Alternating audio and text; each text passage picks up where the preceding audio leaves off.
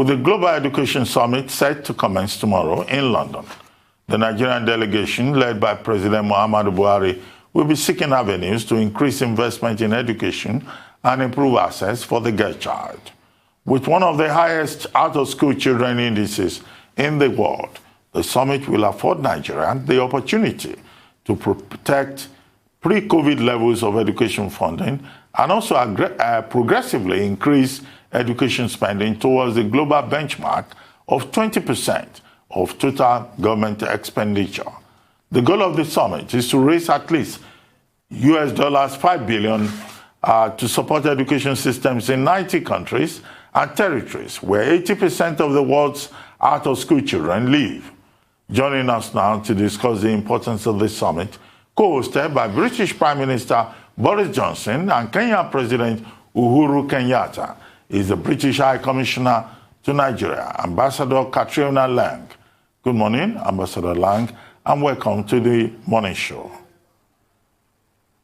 Good morning. Good morning. It's a great pleasure to join you. Thank you very much. Thank you. Please, what is the Global Education Summit all about, and why is it so important to the United Kingdom?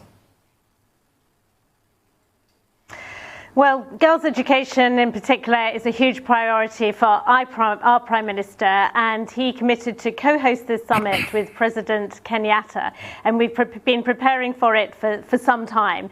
As you said, it's designed to raise an additional $5 billion to invest in education, particularly in those countries with most children out of school. So we will be looking to expand education to an additional 175 million children, and that delivers great returns. We know investment in education means economies can grow to an additional 164 billion. Actually, good, smart investment in education saves money, so we'll be looking to do education in a different way, saving 160 billion. 18 million people will be lifted out of poverty, and particularly important for this summit, an additional 2 million children saved from lives of early marriage. So there are really important outcomes at stake at this summit, and we're so delighted that Nigeria is headed by a delegation with the President himself, obviously joined by the Education Minister and the Foreign Minister. Okay, what is the Global Partnership for Education doing in Nigeria? What has been its impact? So the Global Partnership for Education, just to explain what that is, first of all, it's the largest multilateral fund supporting education in developing countries. And because it's a multilateral fund to which contributions can come both from governments and from philanthropists, it has huge reach. And one of the priority countries for the Global Partnership for Education is Nigeria. It's been working here for over 10 years, and there are some really good results. So just to give one example, in some of the northern states, Kano, Kaduna, Katsina, and Sokoto, we've managed to increase enrollment from 46% to 60% and deliver an additional 20,000 female teachers specifically to encourage girls to get into education. As a result of this summit, we're looking to a new grant for Nigeria of $125 million, which will enable us to reach an additional millions of children here in Nigeria. That's going to be focused on Oyo State is one of the examples of state that this will focus on. So a lot at stake for Nigeria, and 125 million is actually the largest grant that is available under this fund. All right, good to see you. Why is it that girls' education is so important for the UK, and what is the UK doing to improve education outcomes, most importantly in Nigeria? I mean, things like pedagogy and the likes, those outcomes. So yeah, education, and particularly girls' education, has been a huge priority for the UK for many years, and it's one of our priority areas and will continue to do so. I mean, the reason is very simple, because investment in education is investment in the future. So just to give some examples, particularly looking at girls' education, we know that a child of a mother who has completed primary school is 50% more likely to reach an age of 5. You're going to see 2/3 less maternal mortality deaths from girls who've gone through primary education. And for girls who complete education, each year of education adds 20% to their earnings. So, as I said, it's probably one of the best investments you can make if you're looking at development outcomes, is to invest in education, particularly girls, and obviously not to forget other marginalised groups, particularly people with disabilities, ensuring that they can have access to a better future. So that's why it matters to us here in Nigeria, and indeed to the government of Nigeria. And we've had a good, strong partnership. And our work here in Nigeria focuses on sustainable approaches. So we're not just training teachers, but we're training the training of teachers. We're looking at the education systems that underpin the way education is developed. We're innovating and in different ways of teaching, particularly actually after COVID. We adapted our programs to enable more at-home schooling, more online schooling. So we'll be building on those kind of approaches to innovate and change the way we do education to enable us to reach even more children. Of course, in Nigeria, there are particular challenges because of insecurity and ensuring girls and boys can actually get to school in the first place. So the Safe Schools initiative that Nigeria launched following the Chibok girls is also a very high priority for us. Well, Ambassador Laing, I want to digress a little bit. I hope you don't mind. Yesterday, there was this big issue in Nigeria. I may mind. Yeah, well, but let me go ahead first. There was this big issue in Nigeria about Nnamdi Kanu, who is British, who is also Nigerian. And then one of the big issues is about how the Nigerian court had taken his British passport, and then all of a sudden he traveled around the world with a British passport before he was arrested in Kenya. Now, we have in this summit a summit on education, but we'll have in the same room Prime Minister Boris Johnson, we'll have President of Kenya, President Kenyatta, and we will also have President Buhari, and the big elephant in the room, I imagine, will be Nnamdi Kanu. What do you think the conversation will be like? Because in this particular case, the Nigerian government has been raising questions about the role of the British government. How did Nnamdi Kanu get back his British passport and all of those details? And then your views on what happened yesterday and what the British government is doing in terms of its own interventions. I say it's a digression, but we'll come back to this immediate issue about girls' education. Well, as you say, it is a digression. I'm here to talk about the summit, which is the most important thing that the Prime Minister will be engaging with President Buhari on.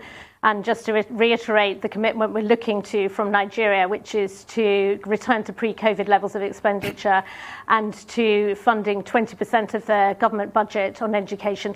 On Nnamdi Kanu, all I will say is that we're on record as saying that we can offer consular assistance to British nationals, and we have requested that consular access, and that's all I'm prepared to say in this interview. Thank you. But what do you think, High Commissioner, in terms of what has transpired so far?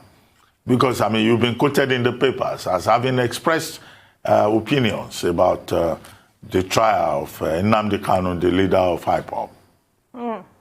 No. I don't think I would know what I've said about the trial. I haven't said anything about the trial. As I said, what we have said on the record, as a dual national, we can and we often do offer consular assistance, and in this case, we have offered consular assistance to Nnamdi Kanu. Okay. All right, British High Commissioner. Maybe I'll come to the subject later. For now, we'll leave it. Yes, Adesua. Well, let's return to the issue of global funding for education, but we'll quickly take a break. High Commissioner, I will be back with you to discuss some more. Please stay tuned.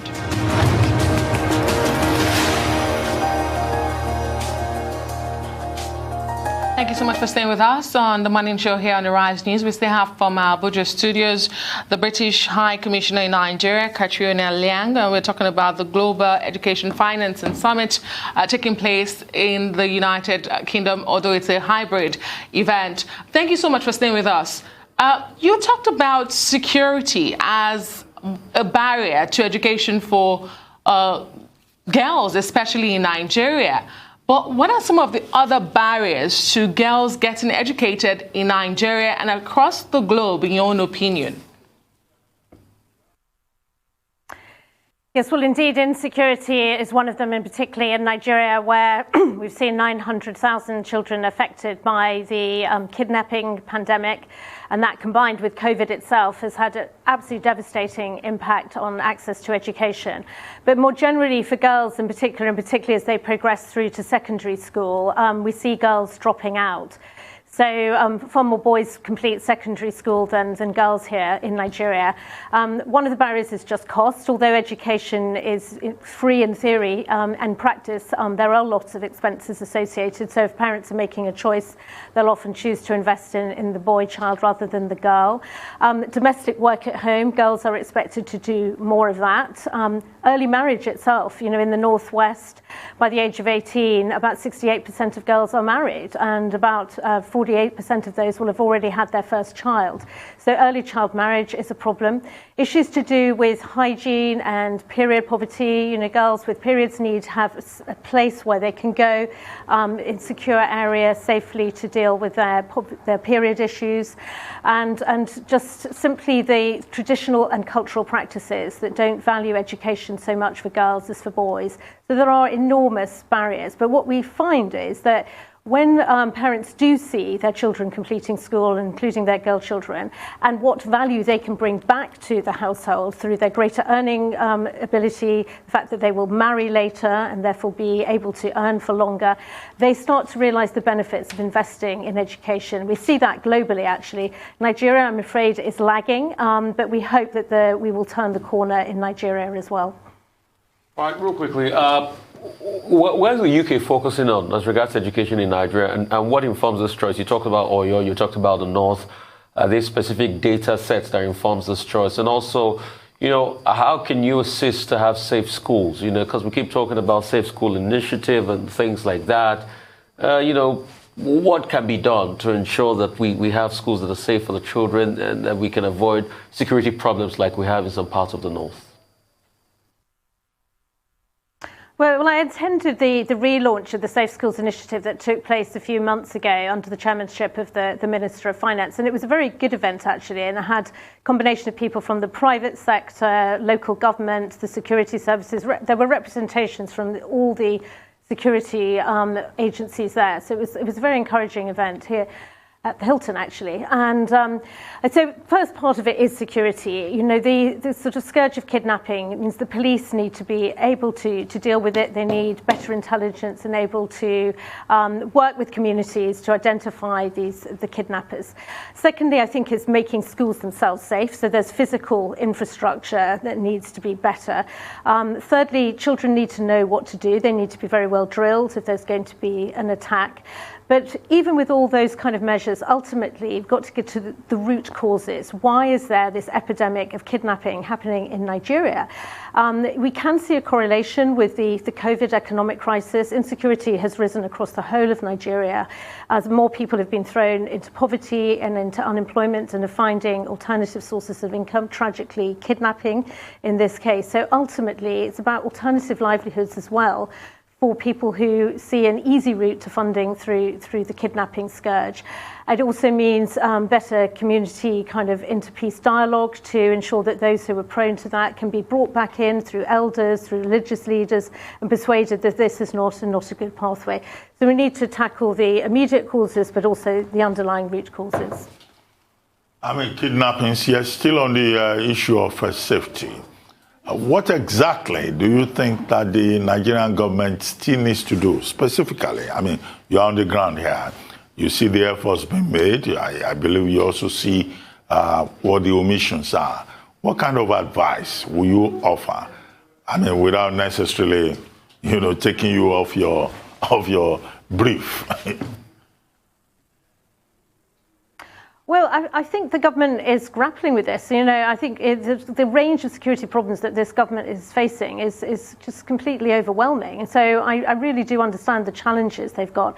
There's a real dilemma, particularly with kidnapping, in terms of paying of ransoms. We have in the UK a very clear policy not to pay ransoms. And of course, the more you pay, the more likely it is that the cycle repeats. But, if it was my child, I would be very, I'm sure it's exactly what I would want to do. So I think we have to recognize, what parents are going through in this terrible, terrible time. But as I sort of laid out before, I think the government is developing a pretty comprehensive strategy, which is dealing with the immediate security issues, whilst also in parallel looking at the longer term sort of ways of tackling it. So, for example, on the economic side, as I mentioned, particularly in areas where we're seeing farmer-herder conflict and kidnappings associated around that, the program the government is still evolving around livestock ranching is going to be crucial, because we have to have means of livelihoods for people. Ultimately, I do think employment, sustainable employment opportunities, is going to be the way to deal with the different security threats. So in the south, of course, you see the cultists and so on.